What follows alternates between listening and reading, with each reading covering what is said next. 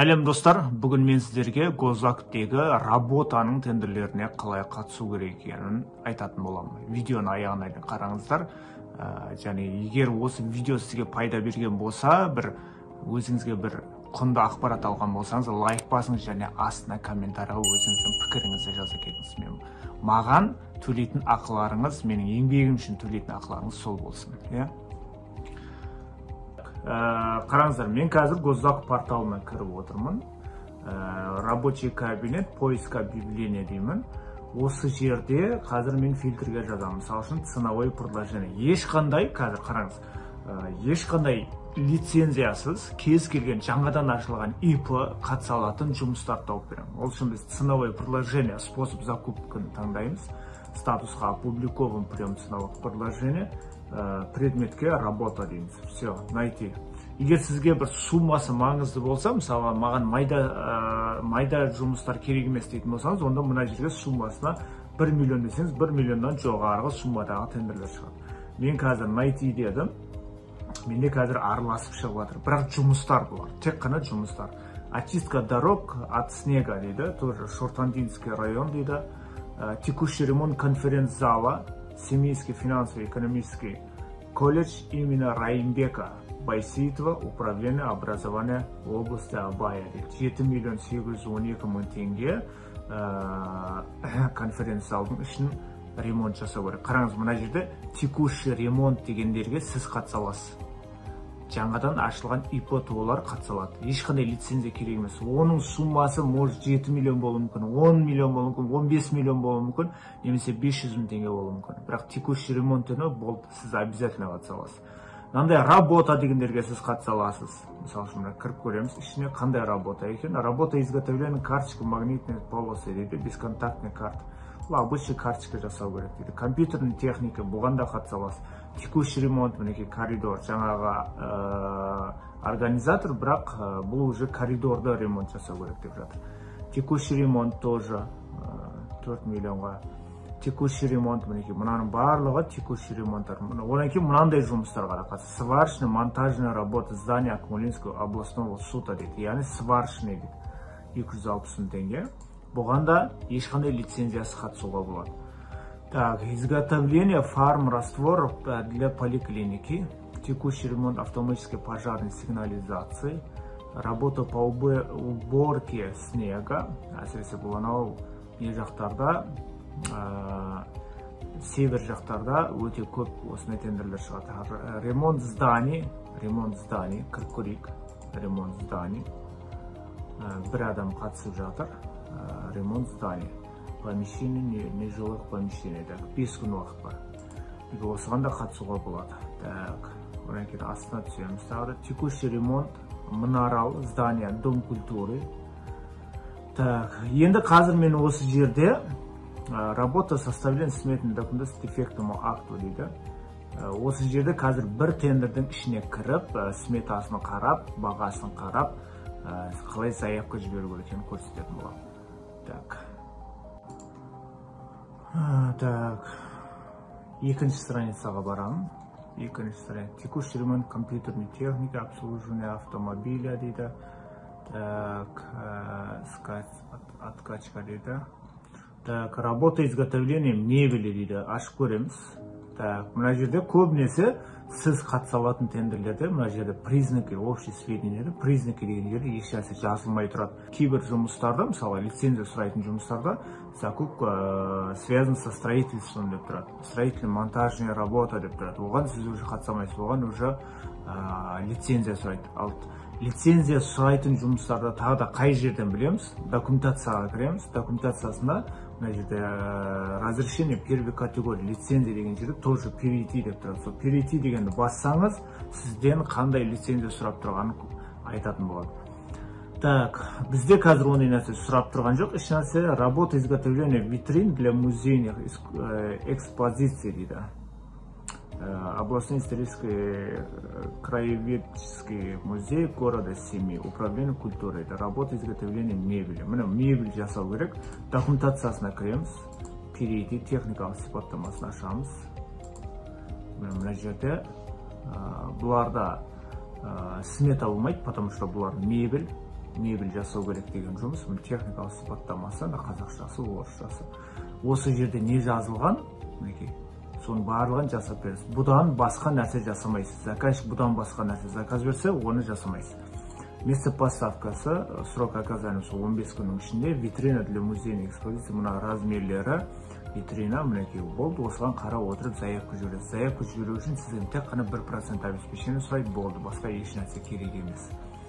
Бұлар өте оңай. Так, енді пошив специально одежь тоже. Так, мен қазір бір текущий ремонт қой. Так, мінекей, мына жерде қазір текущий ремонт пандусов дейді. Ішін ашып қараймыз. Текущий ремонт пандусов. Устройство навеса над пандусом для отдела номер 4 Тараз. Обслуживание населения филиала Жамбылской области. Яғни соңға 2 мыңға жаңағы пандустың үстіне навес жасау керек. 972 деген лотты таңдап аламыз. 972. Мына жерден 972-ның документациясына шығамыз.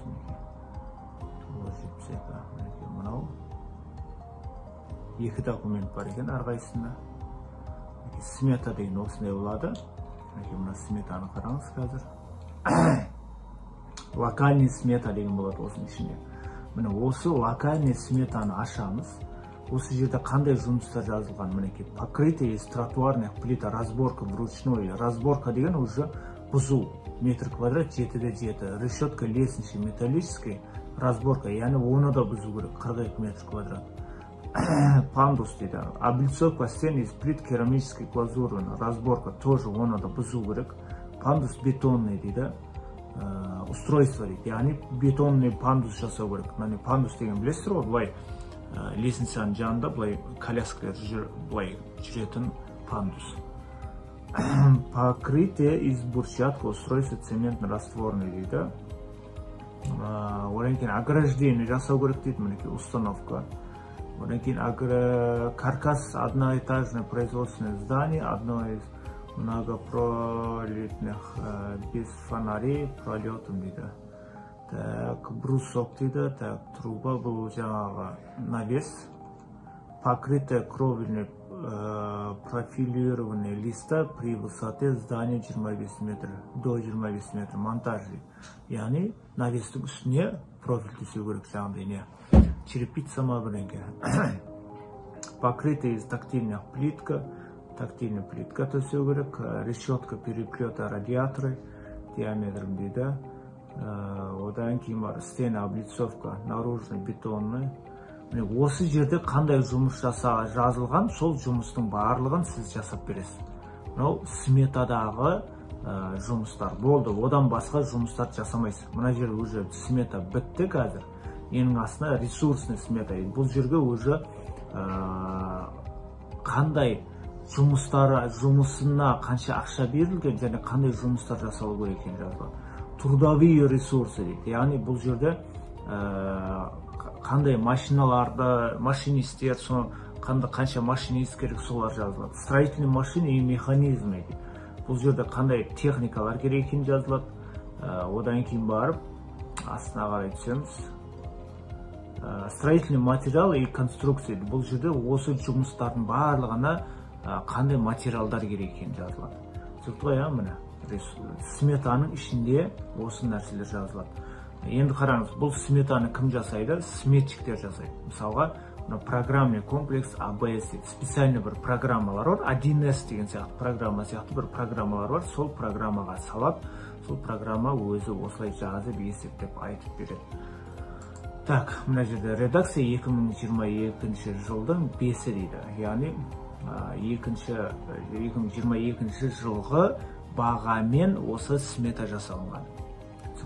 Так, енді бұған қалай заявка жібереміз? Кәдімгі обычный жібересіз. Доступны действия, создать заявку.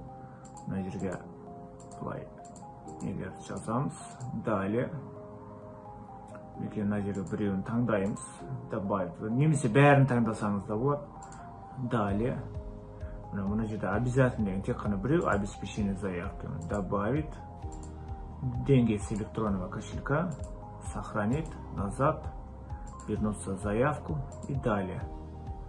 Енді мына жерге бағамыз жазамыз. Мына жерде 2.435.000 теңгелеп қойма. Бізде өзіміздің осы сметадағы жұмыстарды, материалдардың бәрін есептейміз. Бұл жерде осындай жұмыстарға негізі сіз материалмен бірге, жұмысымен бірге сіз істеп бересіз. Тек қана жұмысты ғана емес, материалын да өзіңіз сатып аласыз. Инструменттерді өзіңіз алып қойсыз. Просто заказчик сізге айтады, ана жерде істеп бер деп айтады, сіз барасыз, сол жерде істеп бересіз. Өзіңіз алып келесіз барлық нәрсені. Содан кейін барып мына жаққа есептеп, мысалы үшін общий расходтарға 1 миллион теңге немесе 1,5 миллион теңге кететін болса, үстіне өзіңіздің пайдаңызды қойып бағаңызды жазасыз. Мысалы үшін мен 2 миллион теңгеге салайын. Подписать цены. Подписать етеміз. Далее. Енді мына жаққа галочка қоямыз. Подать заявку дейміз. Все. Статус заявки подано. Мінекей достар, дәл қазір мен ценовой предложениенің работасына заявка жібердім. Яғни сізде жаңадан ашылған ИП болсаңыз, немесе ТО болсаңыз, лицензияңыз болмаса да порталға регистрация жасап, тарифтерді қосып, счетқа ақша салып, сізде қатыса аласыз оған. Ал егер сіз ашық конкурстардың тендеріне қатысқыңыз келсе, онда төмендегі осы видеоның астынан комментарийге жазыңыз, мен ашық конкурсқа қатыса аламын деп. Менің жеке сабақтарым бар.